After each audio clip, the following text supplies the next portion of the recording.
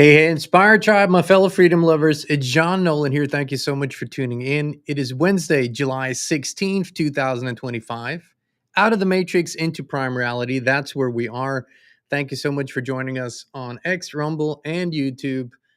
Thanks to our wonderful moderator, Ronnie, in the live chat. Of course, my wonderful wife, Kristin, as inspired in a live chat, and all of you tuning in from all over the world as we are talking about something a lot of people kind of want to ignore, not really pay attention to, or think it's fearful or wrong or putting out the wrong vibes. And I love putting things in the right perspective.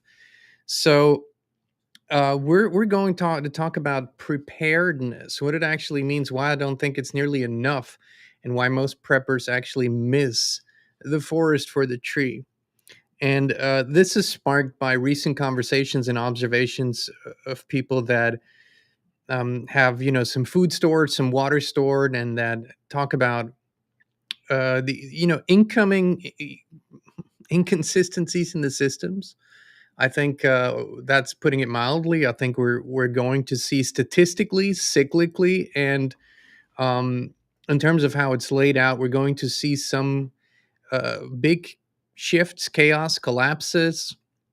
As you know, I don't deem this as a bad thing. It's part of the cycles. The economic, financial cycles are coming to an end, whichever way you slice it.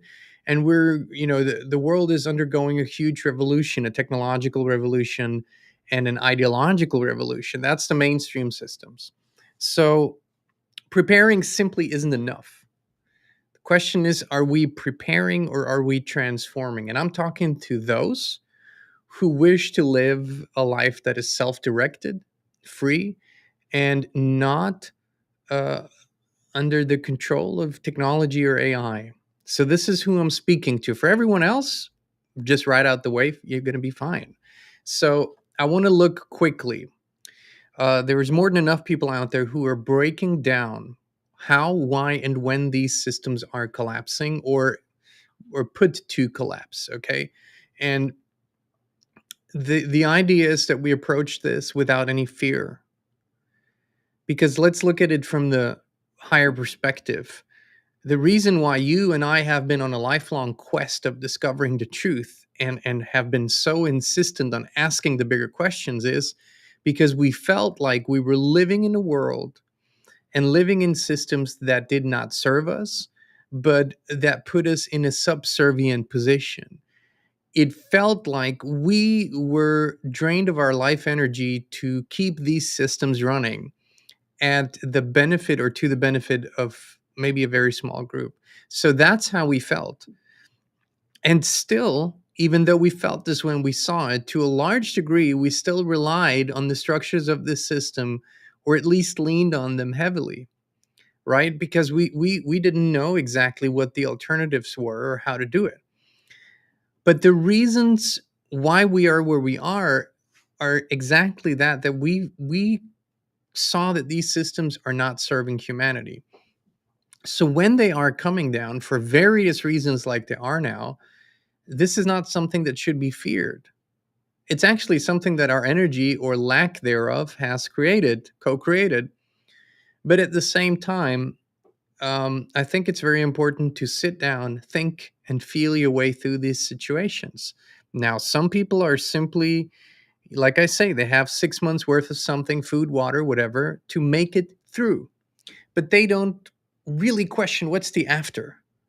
Like, if we make it through a certain period of upheaval, inconsistencies, stores close, you're not allowed to go to stores.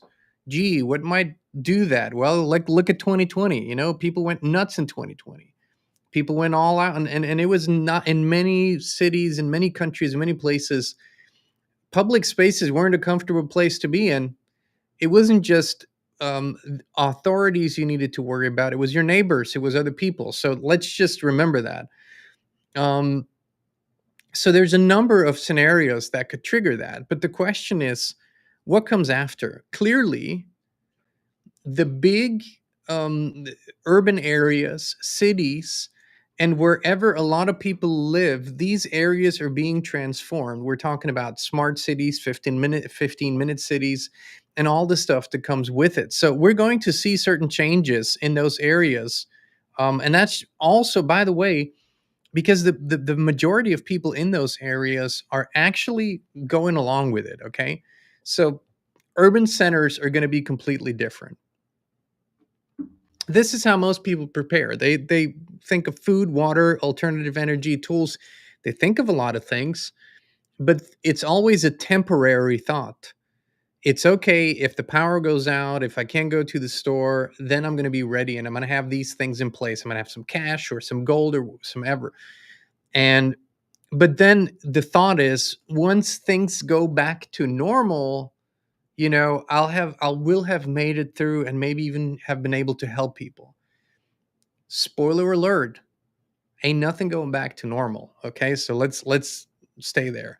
So here are the most likely changes to everyday life that mainstream society, big urban centers, and people who live by the programs will see in the next 10 years, most likely. In shopping and payments, you're seeing this. It goes digital. Cash use is down all-time low. In many countries, it's already completely gone. Europe is going, exponentially cashless. India has gone cashless. Other places are going cashless. And it's digital wallet, QR payments, face palm, chip implants. I mean, all these things are becoming more and more standardized. Also, central bank digital currencies. The digital euro is just around the corner. Now, in the United States, it was announced, and I think it was determined by executive order that there shouldn't be a CBDC. However, the workarounds are very much the same. They're just labeled differently. But the stablecoin workarounds, the crypto workarounds, so far, it isn't vastly different from a CBDC in terms of they're programmable and they will most likely be steered by a central authority. It might not be the Fed. We don't know. But what we're saying is this is what the general consensus of the world banks and the world governments is. It's going all in this direction. What is the problem with that is that all this digital currency has multiple huge downsides, but one big one is it's programmable. So a dollar is a dollar, right? If you have a dollar, um, a dollar in your wallet and you go somewhere, I mean, it buys whatever somebody's willing to give you for a dollar. There's nobody else who restricts that, right? There's products that are illegal, but other than that, whatever you can purchase for a dollar and someone is willing to give you for a dollar, you can get. But a digital currency is programmable, meaning a dollar is not a dollar. A dollar can purchase these products, but not other products based on factors that you don't control. So a dollar might be able to purchase you something, but you can't buy more gas for the month because your gas allowance is up, or you can't purchase a pizza because your carbohydrates allowance is up. I mean, we're just talking things. It doesn't really matter what the program is. The fact is, as long as as soon as it's programmable, you're under total control, right? And then it's not just programmable, but it's also the use of of the currency itself can be restricted at a push of a button. Like I said, as long as you carry cash with you, that's harder to do. But when it's a digital, electronic, no more purchases. John, you better tone it down. You better tone it down. You better not say these things that you've been saying, or we're gonna shut it off. We're not gonna allow you to pay. My wife's looking at me over there. It's like, what's he saying? So purchases may be restricted, or whatever. Healthcare, everything's moving digital, everything's going remote, everything's going into biotracking, genetic screening. You heard the health secretary say that it's his vision, his dream, that within 4 years every American will be wearing wearables for all the health and bio data. Of course, this goes much deeper, and wireless body area networks, tuning in, tracking what's happening within the body. This is where they see the future of health. Okay, so this is where mainstream society sees the future of health going. Natural medicine is not something that's really being talked about there, or very even very interesting, because let's face it, everything is prepared for a more transhumanist world, right, rather than natural human world. Jobs and income, we already see this. We see the transitioning period, so things are moving fast. It's not just that jobs will be eliminated through AI, entire industries are already going away and will go away much faster. And countries, whether they're saying it openly or behind closed doors, are working on universal basic income. So income will be slowly but surely detached from skill, labor, merit, all of those things, and it will be something that will be offered to people seemingly unconditionally, but it will be digital income, a digital currency, and it will come with certain benefits at first, but then of course, it always comes with conditions, and it's going to make people more and more reliant because that's their main source of income. So it's not their labor, their work, the time that they invest. It's simply that they receive something, and it's going to come with conditions. So labor and skill related income will be phased out more and more, with notable exceptions. But for the most part, humans will be in control positions in terms of monitoring certain systems, right? Reacting to when systems malfunction or something like that. But most jobs will cease to exist, and skills, unfortunately, people will lose the skills. Same goes into food and agriculture. The food supply chains were, um, at some point, pretty decentralized and pretty well structured, so that every nation, even though it's buying and selling products to and with and from other nations, it still had a pretty good homegrown food supply chain. Those food supply chains have been taken over by a few mega corporations worldwide and have been more and more centralized. So, um, I don't know how to put it, but collapses or huge interruptions are, they're baked into such a system. When only a few players control it, you have to prepare for that. You have to know that shortages are coming, will come. For example, Ukraine plays a huge role as a grain basket. For Europe and for other places in the world, a huge producer that's clearly out of commission or largely out of commission, or produces far less, and a lot of these problems. Then we have these quote unquote natural disasters. So there's a lot that's going there on there, and food supply chains simply are not something that we should rely on, given how little real food is in there. And food is moving into artificial, lab produced, heavily GMO, heavily modified, and fake meats and all that stuff. That's where the mainstream is moving. And living and housing is, as you already know, most people know that purchases are becoming less and less feasible for young people. So the first time home buyer gets older and older, and even then it's difficult because of inflation, because of cost of living going up, cost of borrowing going up, all these things. Of course, this is not an accident. You will own nothing, you will be happy. You remember that. That's the slogan. So it's going to, everything is moving from owning to renting and space sharing, which of course gives you far less control over your own life, and you're far more controllable through it. So this is where Main Street is moving. Education, is going rapidly into digitization and AI. So there's now entire schools that are basically AI run, have AI teachers, AI tutors, everything is screened. So this is where mainstream education is going, and it will. Um, there will be notable exceptions, by the way. There always are, but the main focus will be on creating humans that fit into this transhumanist world, right? So this is what education is not there to create the most independent, free thinking, and knowledgeable being. Education systems are always there to fulfill a certain purpose that is wanted or needed by those who create those systems. It's never about well being, knowledge, wisdom, expansion ever in the mainstream. And then that's where the people who realize this come in and create better systems. But the mainstream systems are about producing an outcome and sending people through the same system so a certain outcome can be produced.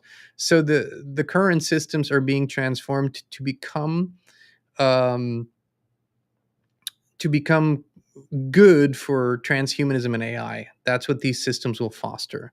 Media and internet, I don't have to tell you that, there is now less open control, um, as compared to 5 years ago. So you have less removed posts or censored, where posts are outright banned or videos are taken down all the time.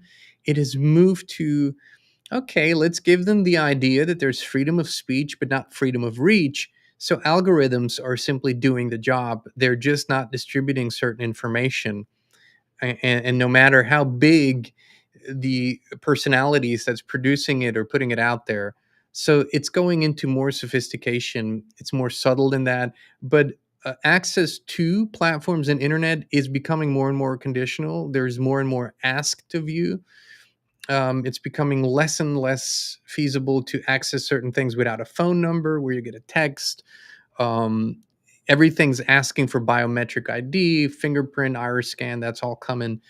And very soon there will be more talk about, okay, should we not require IDs, biometric IDs, digital IDs for people to access the internet?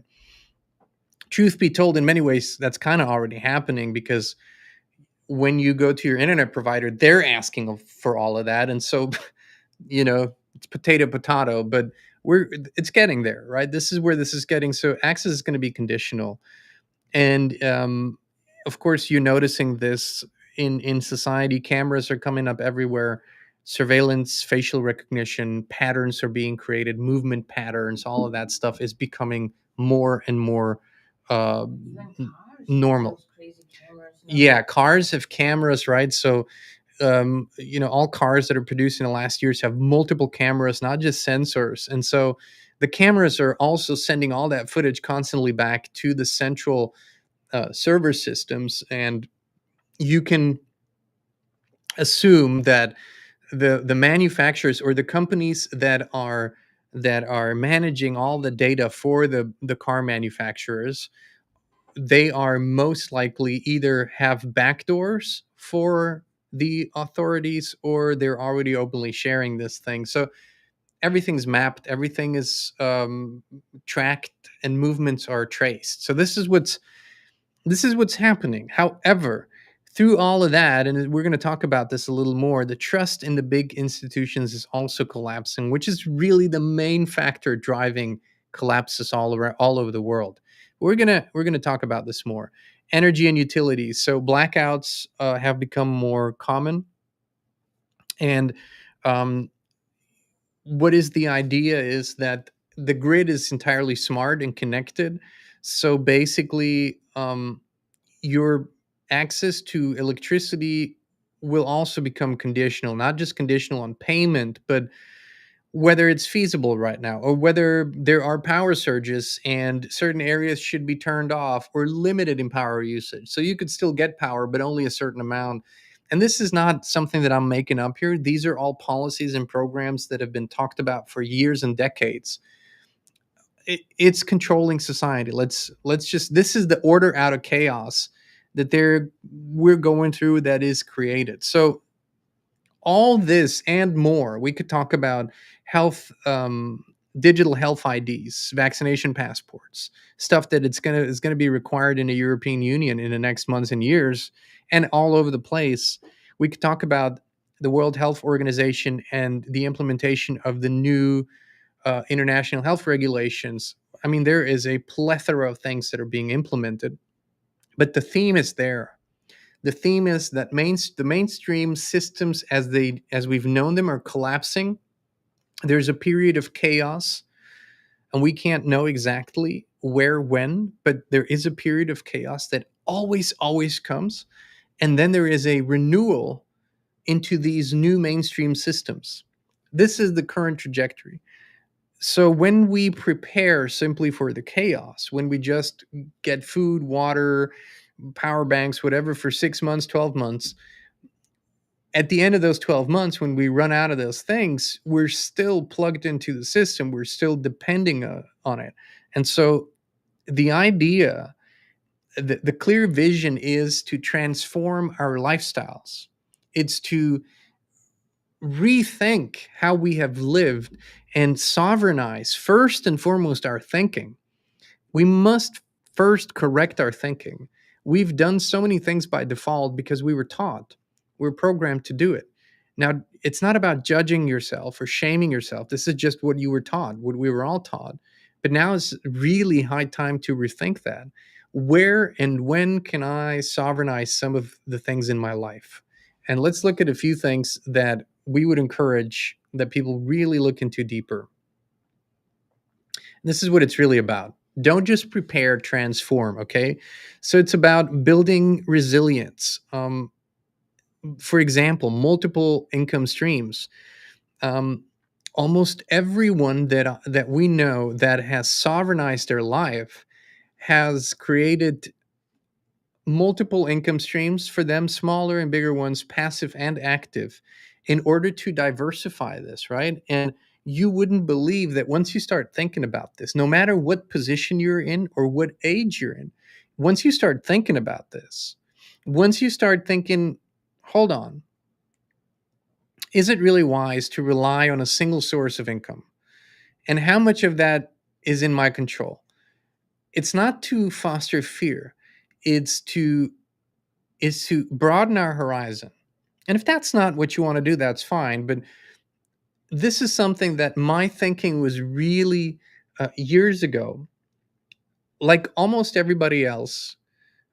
We picked something that we enjoyed doing, and then we focused solely on that. And we focused on creating income through that. And mostly it was one income stream. You know, for most people, it's employment. That was never me. I never wanted that. But it was still doing one thing and mostly trading time for money.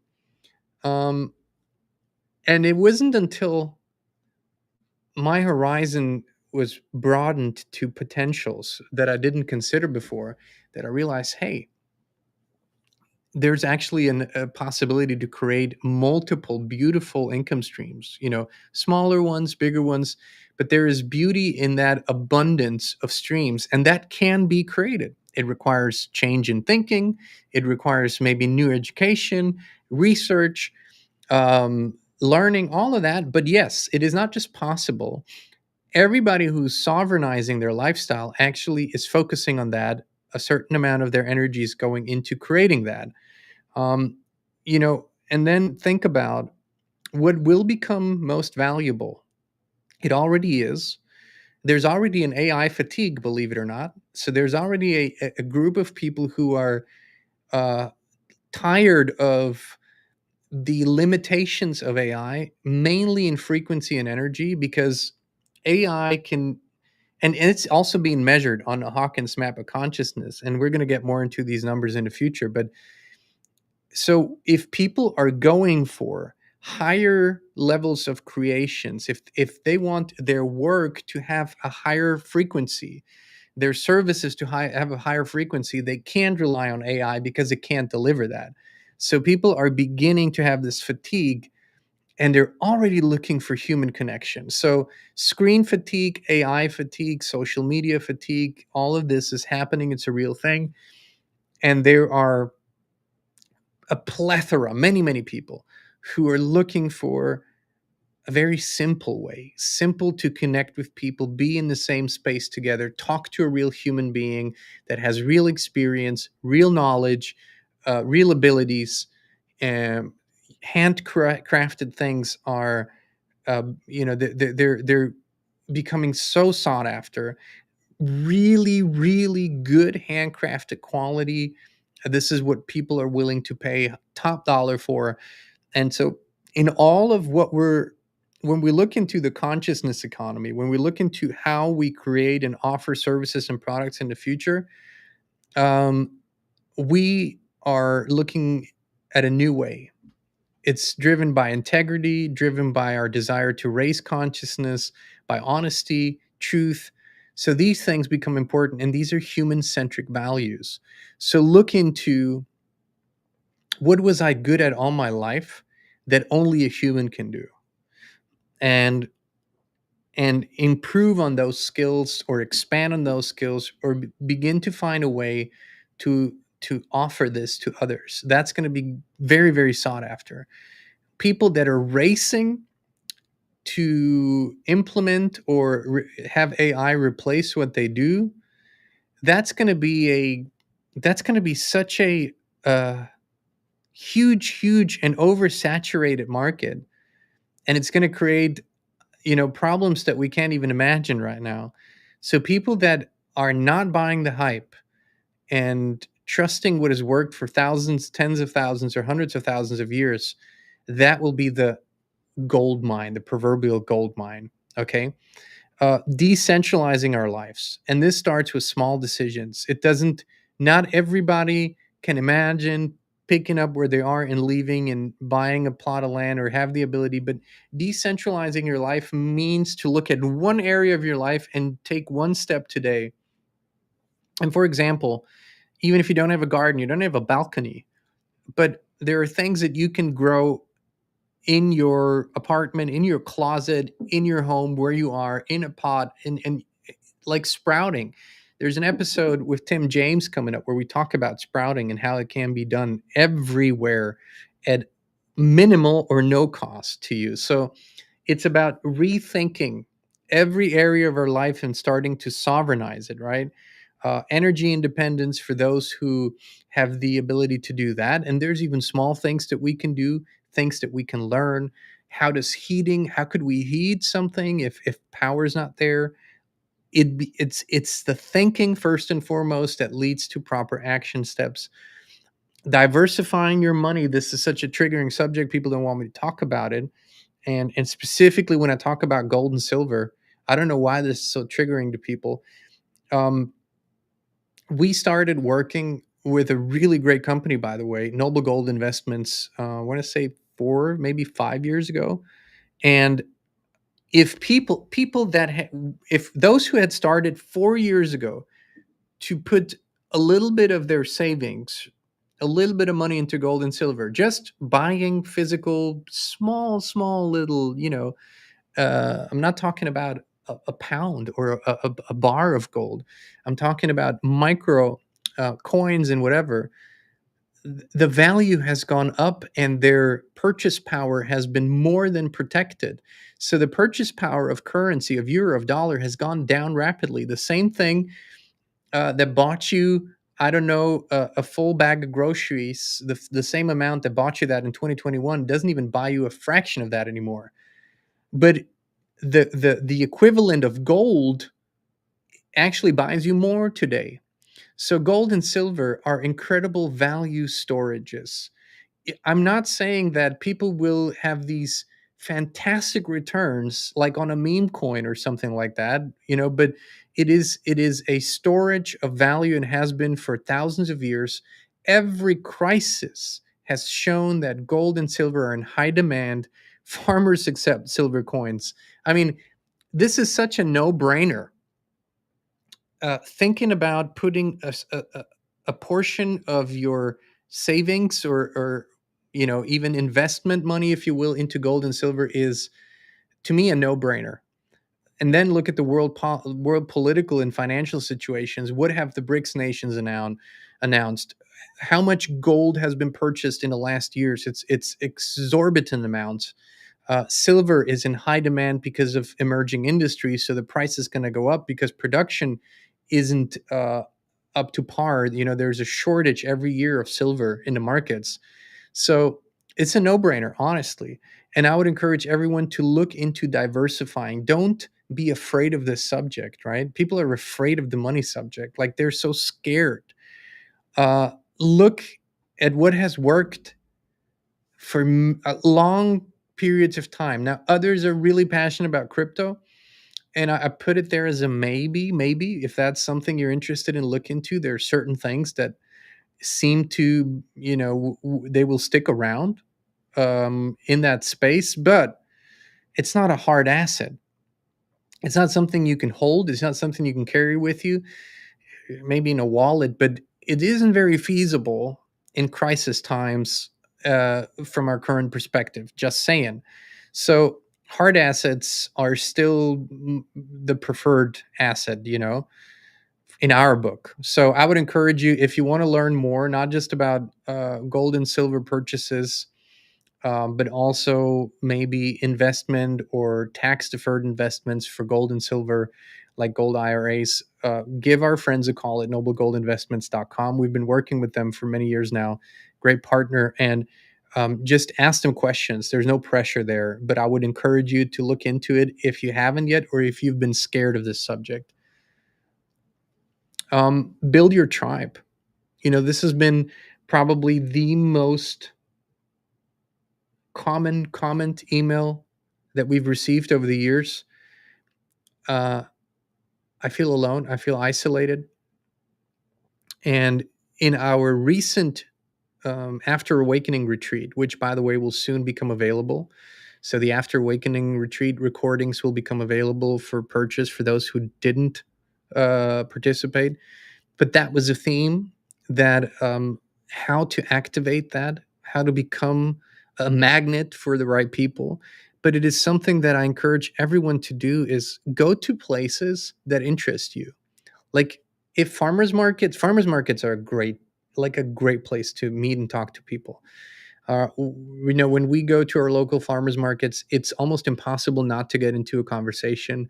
People have similar interests. They think in certain ways. They think broader, more self-sufficient, independent thinkers. It's a beautiful thing to do, and uh, it is almost impossible that when you send out an open, loving vibe, and you're just open and magnetic to those kinds of people, it's almost impossible not to attract your tribe, right? We have to be very closed off and very pessimistic and very dark for this not to happen. But this is very important. So we start to see what skills and what abilities do others have. How can we share? How can we co-create? How can we also be there for each other, right? Lift each other up in dark times and days. Like, community is baked into our DNA. We need to be social. We need to be with humans. We need hugs. We need touch. We need communication. We need to bring that back as a focal point of our lives. And this is also what the sovereign life is all about: community. And of course, protecting and honoring and fostering body and mind and spirit, through conscious practices, prayer, meditation, um, releasing ourselves from the cycles of fear, shifting into proactive, co-creative cycles, co-creative thoughts. You have the freedom to make a new choice. Maybe you've been down so many rabbit holes that a certain darkness has taken a hold of you. That is not, it's not abnormal. It happens to all of us at some point. But just realize that you can make a new choice, and you can start focusing on things that uplift you. You can start focusing on things that actually bring you more joy. You can give yourself permission to have fun and be happy for no freaking reason, just because, right? Just because. And and this starts to shape your biochemistry in your body. It gives your body signals. Oh, she wants to be happy again. Oh, he wants to have more joy again. Well, let's see how we can support that. This is really important because what we create, the thought environment that we create, the feeling environment that we create, the action environment that we create, informs the field of who we are, and it starts mirroring back to us through people, experiences, things, material things, and all of the above starts mirroring that back to us. And this is ultimately what this is about. This is not about preparing for a crisis and surviving and then somehow making it in a system that doesn't suit us. This is about shifting out of it, shifting into a more natural, a more slowed down pace, a more holistic approach to life, a more spirit based approach to life. It's about transformation.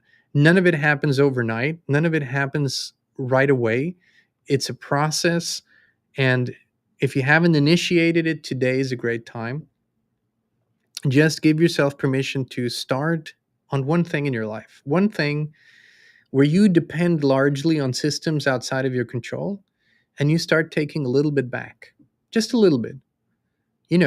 Collecting rainwater, or growing something in a pot, or starting a small garden if you have access, or going to a farmer's market and securing your um, egg needs. I mean, just something, just a small thing. And also sovereignizing your field. This is also how we have chosen over the last years a few select, now dear friends and partners, because these are all folks that think in these ways, and that have the same values and integrity. So sovereignizing our fields is also realizing that we are bombarded by frequencies day and night.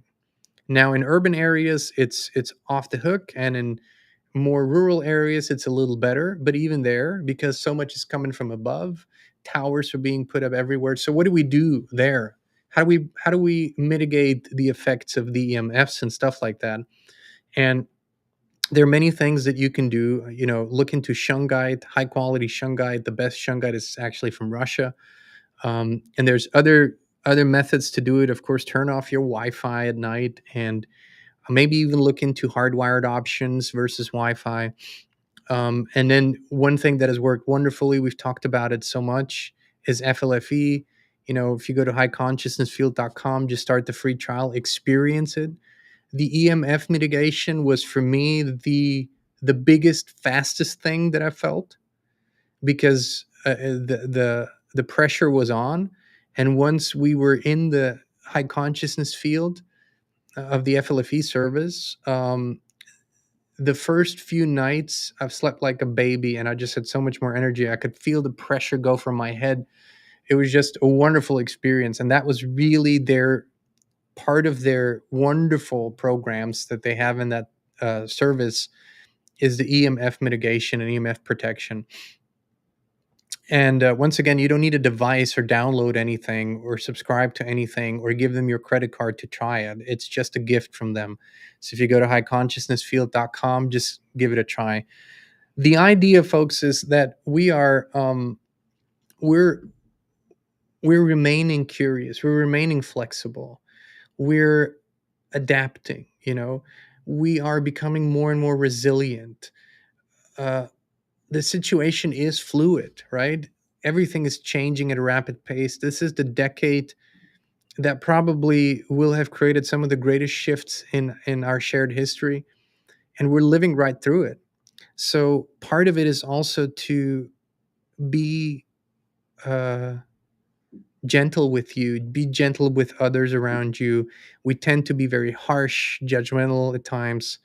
Realize this is a challenging situation for many, but if we take the right things away, we can come out of this in a much more sovereign and free place, and then we can observe these systems much more um, detached, because we don't depend on them as much.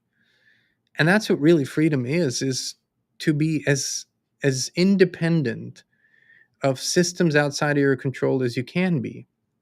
It also means to simplify, right? The simplification is one of the biggest and most beautiful things you can do. Go through your life, go through your lifestyle, eliminate the things that don't serve you anymore, that just cost you money or cost you time, cost you energy, and focus on the things that actually matter. Um, and you can do all of that while you live in an apartment, maybe in a suburb, or maybe even in a city. That is possible. You can start doing that. Don't think that because you're there right now, you can't. Yes, you can. Do what you can with what you have where you are. That's the starting point. No excuses, just one little thing every day. With everything that you shift, your heart will open a little more. You will be more confident. You will feel more in sync. You'll be happy. Like there's a beautiful, just now, look at this. Just before we started the show, I want to show you this. Look at this beautiful berry. That's straight off the bush out from the garden that Christine brought in for me. Um, Nothing feels better than that. There's a bush that's growing right there. I step out, I walk to it, I feel love, I feel gratitude. I pick a berry, I eat it. It's the best thing ever. And this is possible. This kind of life is possible. And I think we are creating structures now and creating communities and creating uh, localized systems that are going to turn into the joy of so many people all over the world. And they're going to start copying it. So, no doom and gloom here, folks. We're just looking at things for what they are and coming to better solutions, better ideas, better thoughts. All right, my friends. Thank you for tuning in. Thank you for being here with us. We love you. We appreciate you. And my friends, you can count on that. We will be back with you again very, very soon. Your environment shapes everything, your thoughts, your health, your energy. But most people never question the invisible field they live in. We did, and that's when FLFE found us. It's not a product, it's a field of pure life force energy that lifts everything it touches. We now live in it 24/7, and we would love to invite you to experience it too. Start your free 15-day trial now. No pressure, no strings attached. Just the truth, resonance, and peace.